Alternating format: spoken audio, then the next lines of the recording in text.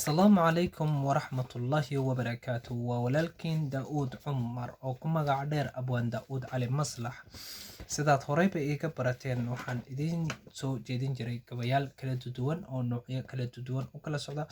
Caawana waxaan idiin wadaa gabay ka hadlaya Afrika iyo dhibaatada ka jirta iyo waxyaalaha maanta ahaan lagu hayo iyo sidii horey loogu hayayba.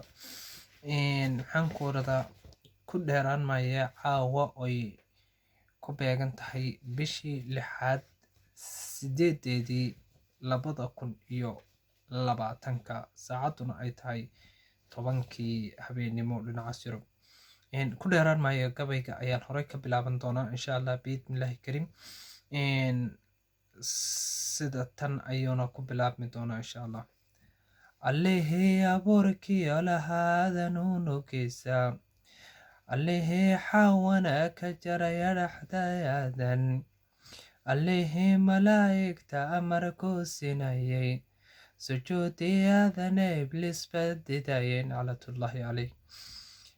Arxan malaha gaaradu wehel hawayaane, Afrikaba dhammaanteeda Yurooba sidii awrta noo rarata, sayidkii gumaystaha necbaa ununkay goyeene, dhagax tuur habeen bay dileen hel hawayaane, xawana dharar bay qaleen dhinaca goyeene. Allahayow maxaad Afrika baalad ugu diiday, maxaad ummadada ugu kala exatood aalad ugu diiday, maxaad galba ubad iyo aalad ugu deeqday. Afrikana dhammaanteed sacabkay dhibtaane, Soomaali hadalkeega dahana qaygoyeene.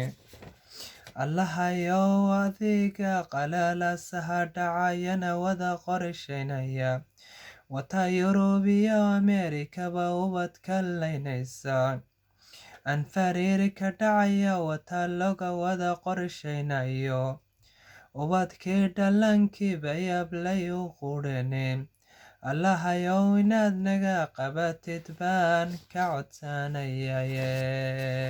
codsanayaye.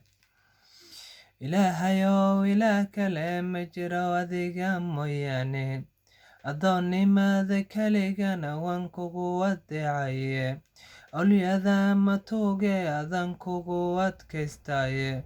Ilaahayow baryada haygu qadin qadir baad tahaye.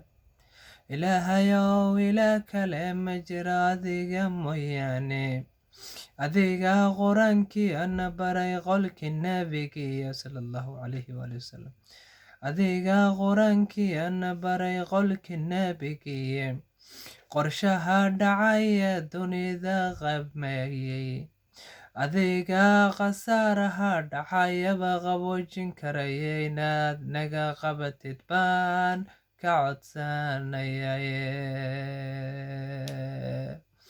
dhegeysi habboon. Waa walaalkiin Daa'uud Cumar oo ku magac dheer Abwaan Daa'uud Cali Maslax. Waxaan idinkaga tegayaa asalaamu calaykum waraxmatullaahi wabarakaatuh.